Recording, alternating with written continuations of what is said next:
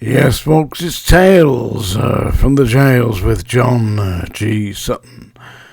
Before we go any further, please do like and subscribe. Help! Help! It really helps, you know. Right, okay. Let's talk about the Manchester airport's incident on the 23rd of July 1924. A group of individuals attacked police officers at Manchester Airport. You've all seen it. I've put in a link down below to the BBC coverage of this on today's news, and they have been charged.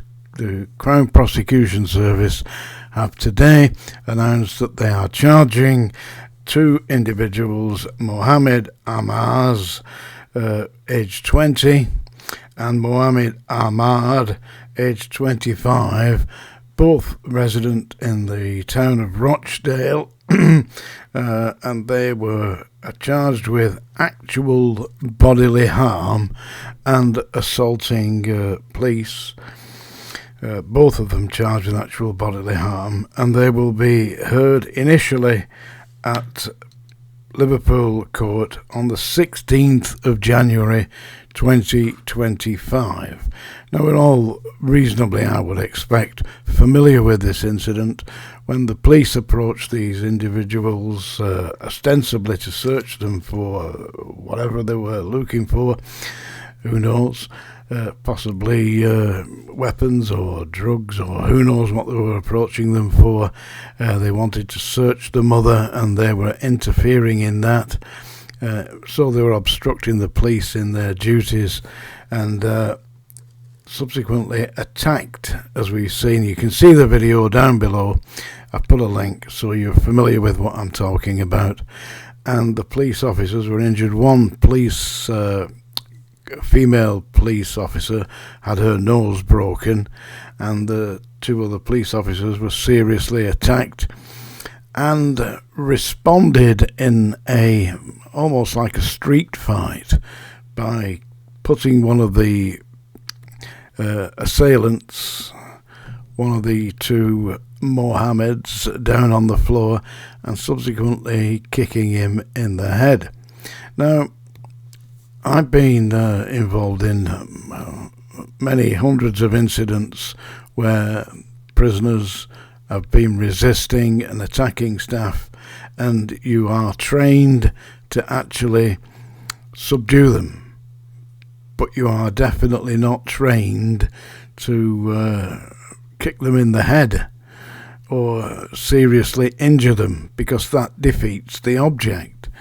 The object of arresting somebody or placing them in restraint is to do that. It's to prevent them from injuring any other individual, including yourself or indeed themselves. So taking that one step beyond and actually booting somebody in the head is, I believe, just out of order, and indeed, to me, it seems like an offence. But the police officers have not been charged. So the Crown Prosecution Service, having viewed this footage, and you can see the footage down below, it's there for everybody to see on the BBC website. The link is down below. And now they're going to be facing court on the 16th of January. But their lawyers are asking for a review by the Crown Prosecution Service before this goes any further. In other words, their lawyers are saying that these people should not be charged. They should be exonerated by the CPS before it gets before a court. It's a matter it's a judicial matter, so let's not get involved with that.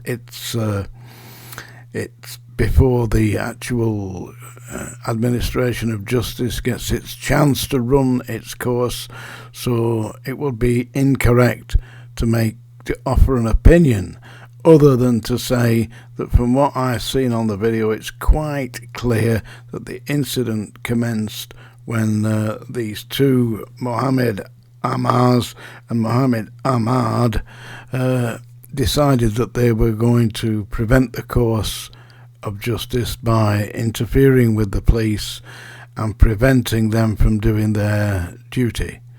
Now, what transpired was an absolute disgrace, and as you can see, the violence was initiated by both Mohammed Ammaz and Mohammed Ahmad. They instigated this by punching and wrestling and definitely attempting to injure police officers, which they subsequently did by attacking the police and indeed breaking that female police officer's nose, which, having had a few smacks in the snot box myself, I can assure you it can be quite painful, especially if they manage to smash a bone or something like that. It takes days to heal. As you can probably see, mine's had a few whacks in its day. I survived. The police officers will survive. One of them's been on suspension since the incident, and the Chief Constable of Greater Manchester has now lifted that suspension, so that particular police officer is back on duty. I believe that what we're going to see here is that the Crown Prosecution Service will pay attention to the application by the solicitors acting for Mohammed Ammaz and Mohammed Ahmad, and they will undoubtedly review this and make a decision. The initial decision is, as I said, Liverpool Court on the 16th of January, where they will be committed for trial, assuming that their pleas are not guilty, and I do believe that will be the case. Although, having viewed the footage, I think it would be rather difficult, personally rather difficult, to say that they were not involved in an altercation and did not in any way cause actual bodily harm. So we shall see. But anyway, thankfully, justice is starting to move. It's been a rather long, and as they say, justice delayed is justice not done. It's just got to be done. It's got to be seen to be done.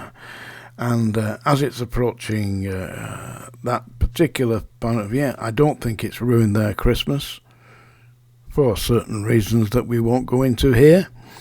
But suffice it to say that the public outcry on this incident, and there has been a public outcry, is being answered before the Reform Party could issue a private prosecution. I believe that Nigel Farage was behind that. He was going to privately prosecute these these individuals. Strange thing, you know, have you noticed? I mean, it was recently published that the most popular boy's name for children in the United Kingdom is now Mohammed. So there we go. Mohammed Ammaz and Mohammed Ahmad of Rochdale are going to be being prosecuted for actual bodily harm, which carries a prison sentence. And we shall see what transpires from here. And it's that time of day, folks. Yes. That's the song dinger, by the way, the famous song dinger, in case you wonder what it looks like. That's definitely what it looks like. And don't forget, great present for all you people out there who haven't yet read my book. Here it is. Available on Amazon. Makes a great Christmas present. But not for Mohammed Ammaz and Mohammed Ahmad.